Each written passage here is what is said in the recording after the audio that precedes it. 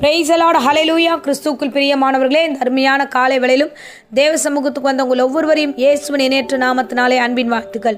இந்த நாளிலும் சங்கீதம் 40:17 விதமாய் வாசிக்கிறோம். நான் சிறுமையும் எளிமையுமானவன், கர்த்தரோ என் மேல் நினைவாயிருக்கிறார். ஆமென், ஹல்லேலூயா. கர்த்தருடைய மனுஷன் தாவீது விதமாய் சொல்லுகிறார், நான் சிறுமையும் எளிமையுமானவன். ஏன்னா இந்த வார்த்தை சொல்வதற்கான முக்கிய காரணம் என்னன்னா, இவர் ராஜாவாய் இருக்கும்பொழுது இந்த சூழ்நிலையில் அவருடைய மகன் அப்சலோம் என்ன பண்ணுவார்னா, இது ராஜ்ய பாரத்தெல்லாம் பிடுங்கி அவர் வெளியே அனுப்பியிருக்கிறார்.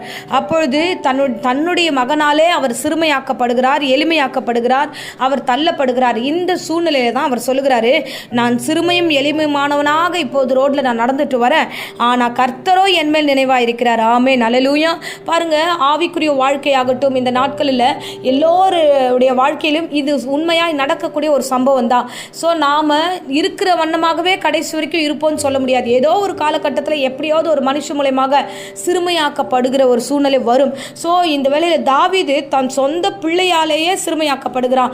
இன்றைக்கு அநேகர் அப்படிதான், சொந்த ஜனங்களால், சொந்த நண்பர்களால், ஸோ உறவினர்களால், சொந்த குடும்பத்தில் இருக்கிறவர்களாக நம்ம ஒருவேளை சிறுமையாக்கப்பட்டு எளிமையாக்கப்பட்டவர்களாக மாறலாம். ஆனால் நீங்கள் அதை குறித்தெல்லாம் பயப்படாதீங்க. தாவீதுக்கு அந்த நிலைமை வந்தது.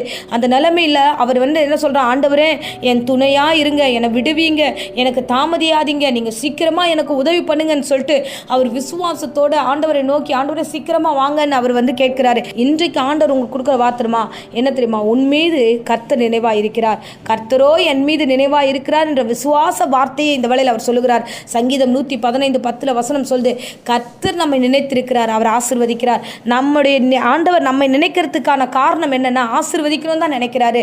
ஸோ நம்மளை சுற்றி இருக்கிறவங்க நம்மளை சிறுமைப்படுத்தலாம், நம்மளை சுற்றி இருக்கிறவங்க எளிமையாக நம்ம ஏழ்மைத்தனத்தில் நம்மளை தள்ளி விடலாம், இல்லை அவதூறான வார்த்தைகளை சொல்லலாம், துன்பப்படுத்தலாம், துக்கத்தில் தள்ளலாம், ஸோ நம்மளை வெறுமையாக்கலாம், நம்மளை நம்ம கையில் இருக்கிறதெல்லாம் பிடுங்கி வெளியில் அனுப்பிடலாம். ஆனால் கர்த்தரோ நமக்கு ஆதரவாக இருக்கிறார், கர்த்தரோ நம் நினைவாக இருக்கிறார். ஹல்லேலூயா.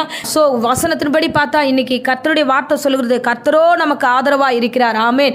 ஸோ இந்த நாட்களில் கர்த்தருடைய ஆதரவு தான் நமக்கு தேவை.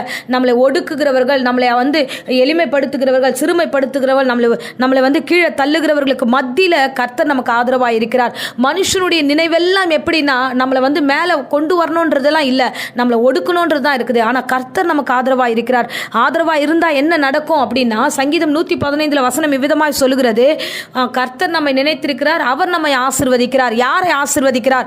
தேவ ஜனமே, இஸ்ரவேல் ஜனமே, உன்னை ஆசீர்வதிக்க அவர் விருப்பமாக இருக்கிறார். ஹல்லேலூயா. தேவனுடைய நினைவு மேலானது, உயர்ந்தது. நம்மளை உயர்த்துவதற்காகவே அவர் இறங்கி வந்தார். ஆகையால் நீங்கள் மனுஷனை பார்க்கிறத விட்டுடுங்க. அந்த எளிமையான ஒரு சூழ்நிலை தள்ளுகிற, நம்மளை சிறுமைப்படுத்தி நம்மளை ஒடுக்குகிற அந்த ஜனங்கள் மீது நீங்கள் உங்கள் கவனத்தை வைக்காதீங்க, அவங்க மீது நம்பிக்கை வைக்காதீங்க. அவர்கள் நம்மளை தேவையில்லாத காரியங்களுக்கு நேராக கொண்டு போவார்கள். நீங்கள் தேவனை நோக்கி பாருங்க, உன்னதமானவர் உங்களுக்கு கொடுத்த வாக்குத்தத்தத்தை நோக்கி பாருங்க, அவர் உங்களை நிச்சயமாய் நடத்த வல்லவராய் இருக்கிறார். ஹல்லேலூயா, ஹல்லேலூயா. ஸோ நமக்கு யார் ஆதரவு தேவை, நம்ம யார் ஆசீர்வதிக்கணும், தேவாதி தேவன் ஒருவர் தான். அவரை மாத்திரம் பற்றி கொண்டிருப்போம், அவரே நம்மை நடத்த வல்லவராய் இருக்கிறார், ஆசீர்வதிப்பார். இப்பொழுதும் அடியேன் உங்களுக்காக ஜெபிக்கிற, இருந்த இடங்களில் கண்களை மூடி நாம் ஜெபிப்போம். அன்பு ரட்சகா, இந்த அருமையான வேலைக்காக ஸ்தோத்திரம் ஆண்டவரே.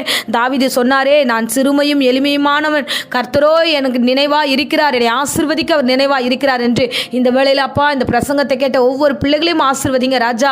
அப்பா, நீர் இந்த பிள்ளைகளை ஆண்டவரை ஆசீர்வதிக்க நினைவா இருக்கிறீர். யாரெல்லாம் இந்த பிரசங்கத்தை கேட்டுக்கொண்டிருக்கலாம் அவர்கள் எல்லோரையும் ஆண்டவரே அரவணைத்து ஆசீர்வதித்து இவர்களை வழிநடத்தும்படியா இயேசு நாமத்தினாலே நான் இப்போதே ஜெபிக்கிறேன். பயத்தையும் பலவீனத்தையும் உண்டு பண்ணுகிற சாத்தானை இயேசு நாமத்தில் சபித்து கட்டுகிறேன். பூரண சுக ஆரோக்கியம் சரித்த நிறப்பட்டும். வியாதியோடு போராடுகிறவர்களை பலப்படுத்துங்க, சுகப்படுத்துங்க, சாட்சியாக நடத்துங்க. இம்மட்டும் காத்தவர் தொடர்ந்து காத்துக்கொள்ளும், ஆசீர்வதியும். இயேசுவின் நேற்று நாமத்தில் ஜெபித்து ஒப்பு கொடுக்கிறேன், ஜீவனுள்ள நல்ல பிதாவே.